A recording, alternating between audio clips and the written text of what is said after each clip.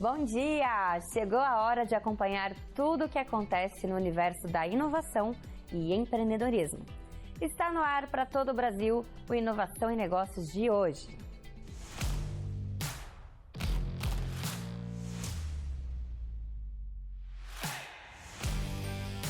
Inovação e Negócios, com Márcio Kogut, Janguier Diniz e Caroline Kogut.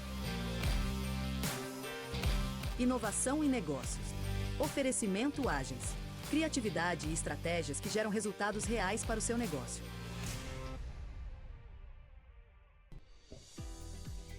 Todos os dias, o Inovação e Negócios traz matérias exclusivas com personalidades que estão empreendendo, inovando e construindo o mercado no Brasil e no mundo.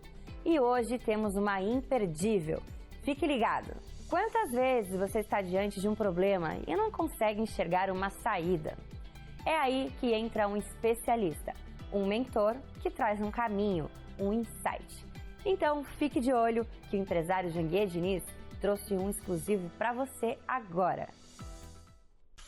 E aí, meus amigos obstinados, pensem comigo. O que os mega empresários bilionários têm de diferente de outras pessoas?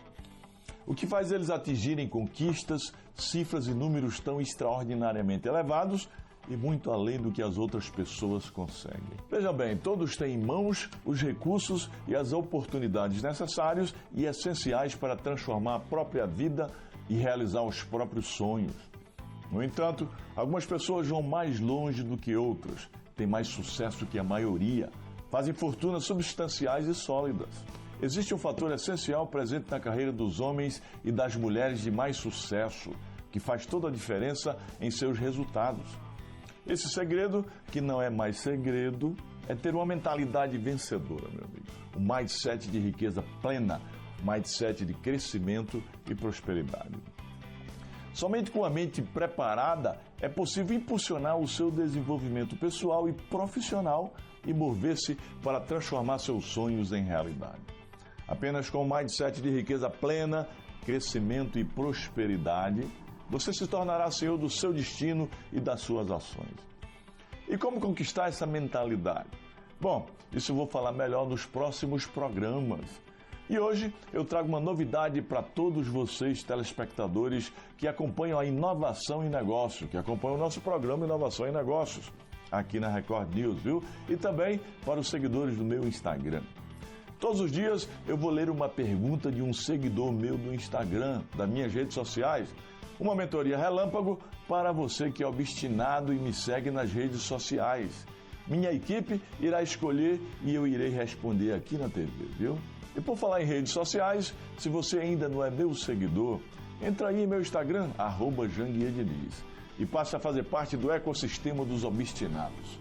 Diariamente eu posto muito conteúdo de desenvolvimento profissional e empresarial que pode ajudar você a ressignificar a sua vida e a vida da sua empresa.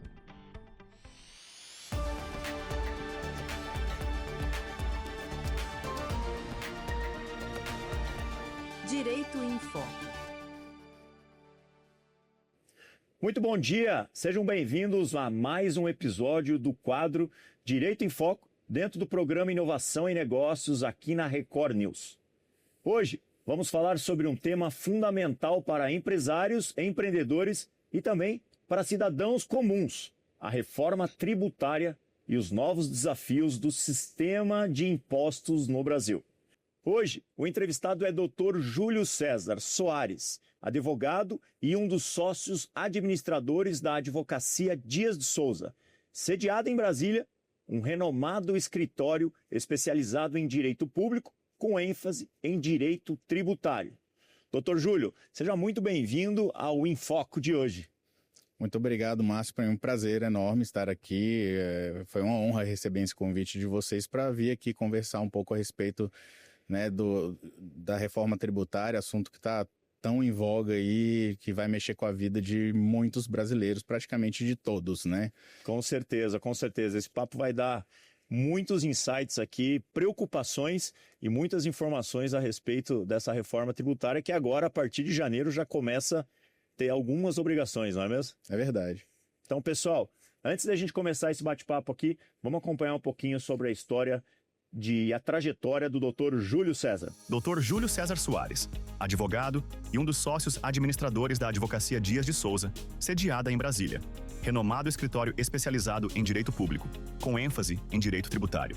Graduado em Direito pela Universidade de Brasília, possui especializações em direito tributário e direito aduaneiro, MBA em vendas e resultado de alta performance. E atualmente é mestrando em Direito Constitucional.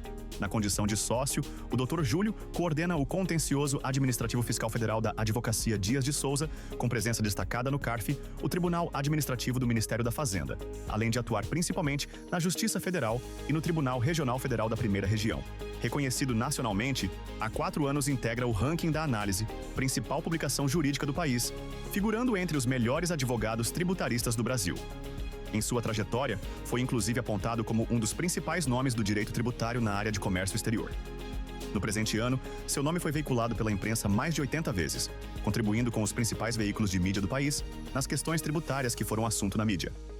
Doutor Júlio, a gente acabou de ver aqui um pouquinho a sua trajetória, né? Um vídeo mostrando um pouco a tua atuação e a do seu escritório, mas a gente gosta de conhecer um pouquinho a história de cada entrevistado que vem aqui no programa Inovação e Negócio. Então conta pra gente um pouquinho a sua trajetória até se tornar aí um especialista no direito tributário.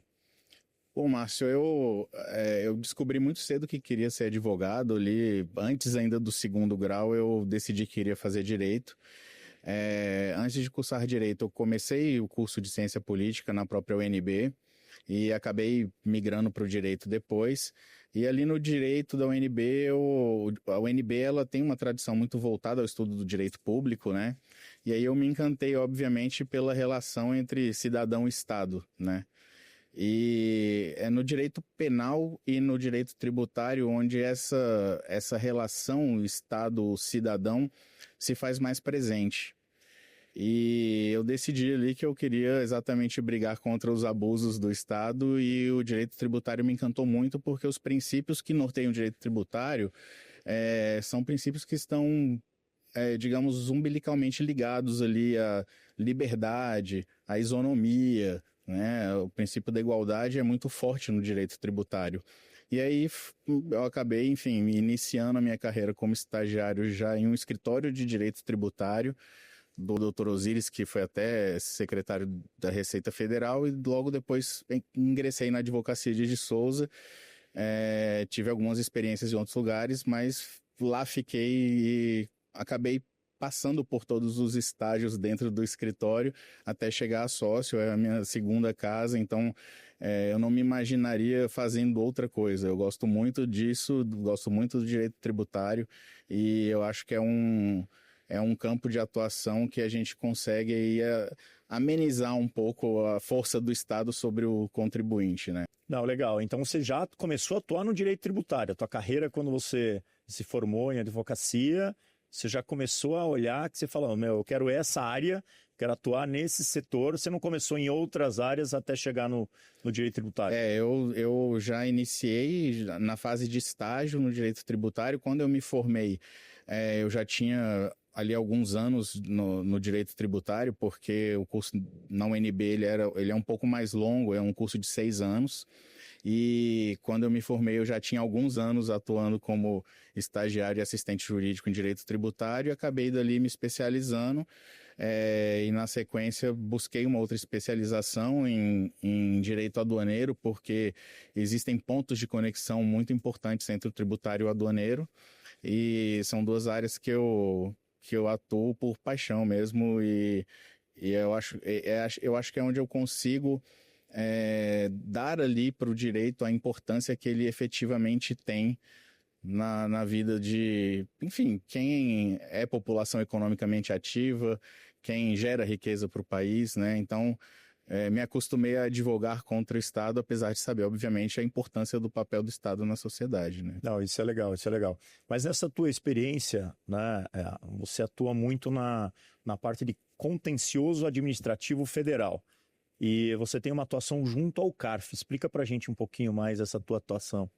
O que acontece? A Receita Federal, ela que é a competente, né, por fiscalizar e exigir tributos no caso de alguma falta, de algum equívoco por parte dos contribuintes.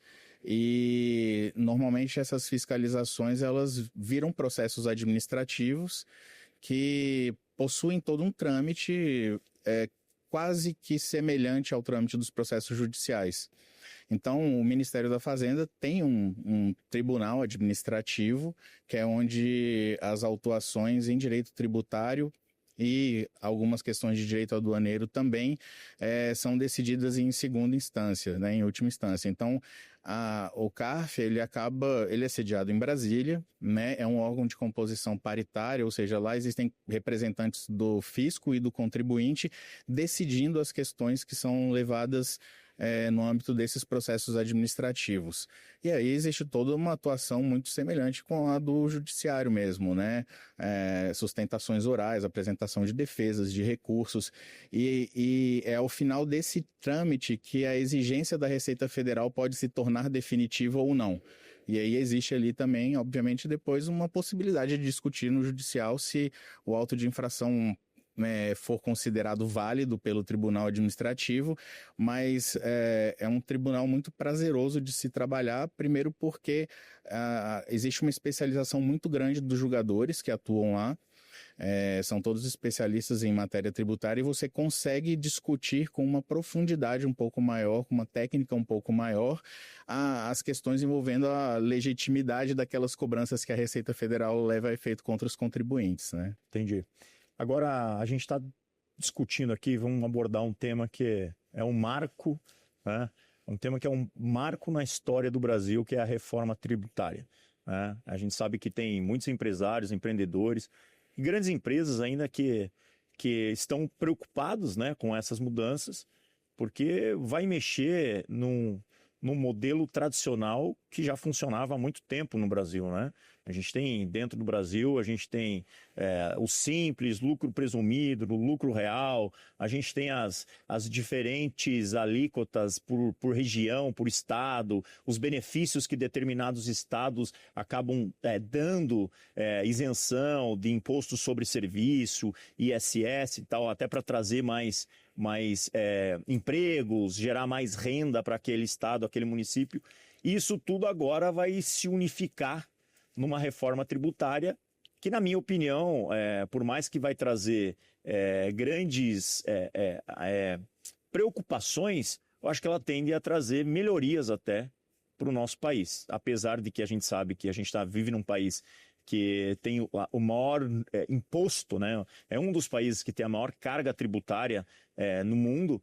Eu entendo que essa reforma tributária ela vai trazer benefícios. Então, eu queria que você falasse um pouquinho na sua visão, com a sua experiência, como que isso vai trazer benefício para o empresário no Brasil e o que o teu escritório hoje traz de solução para esse empresário que está meio que não sabendo por onde começar nessa mudança que já começa a partir de janeiro, né?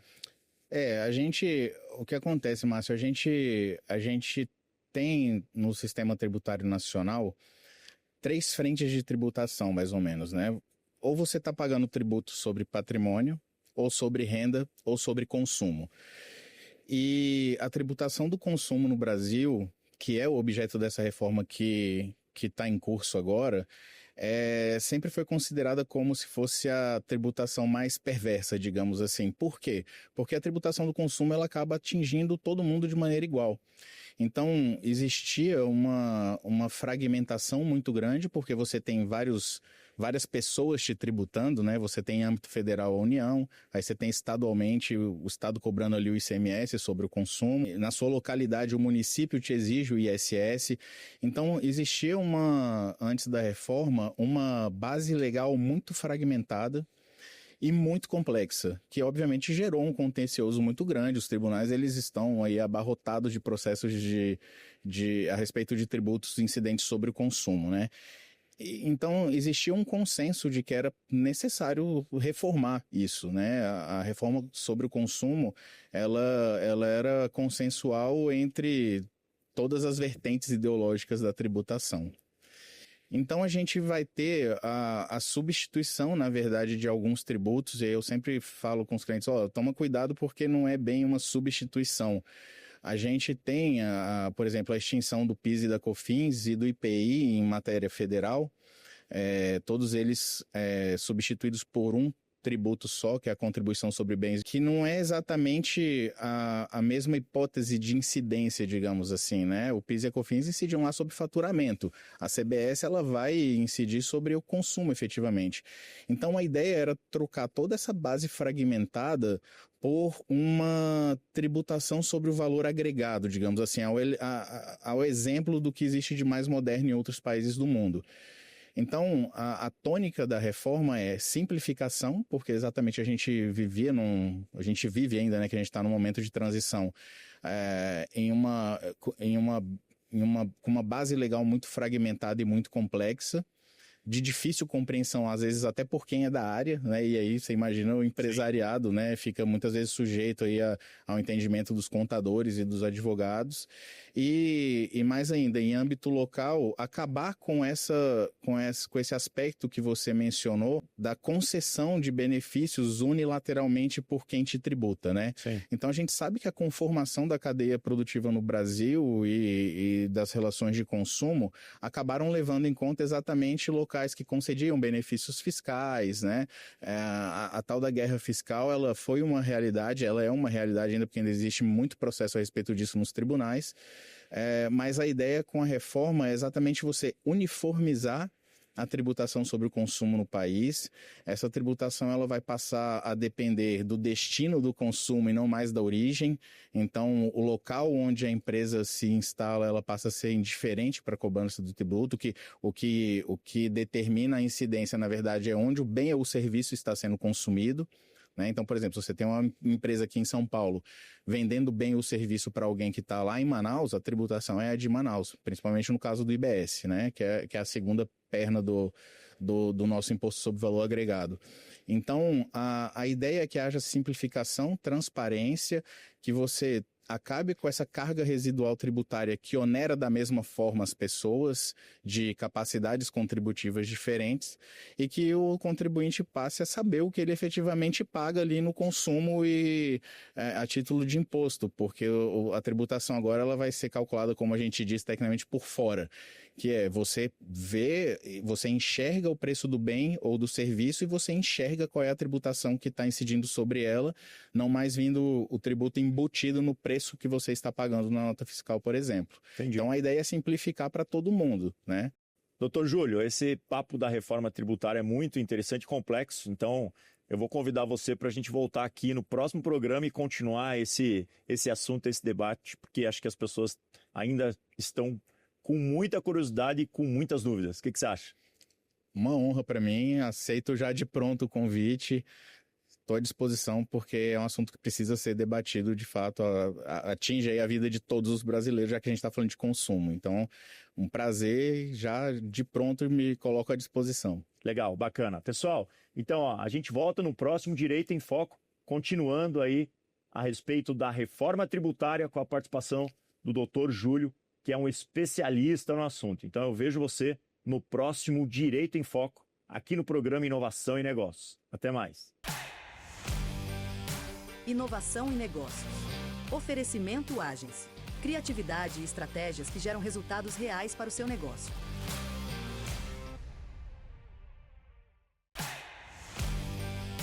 Inovação e Negócios. Todos os dias, milhares de pessoas me pedem dicas sobre negócios e empreendedorismo em minhas redes sociais. E a partir de agora, eu irei responder aqui em nosso programa.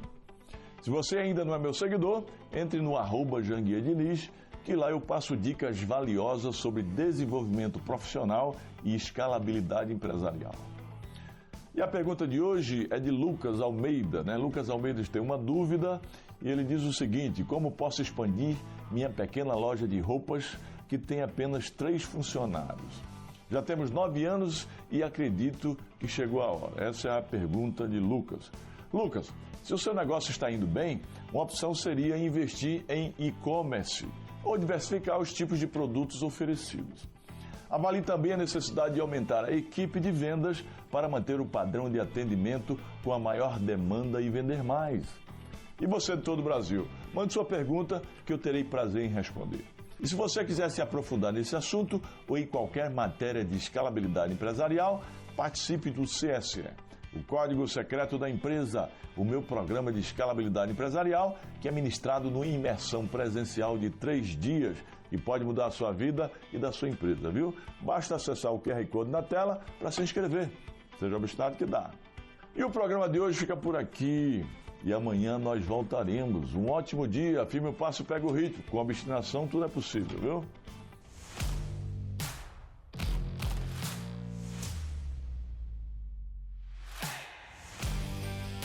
Inovação e negócios. Oferecimento Agence. Criatividade e estratégias que geram resultados reais para o seu negócio.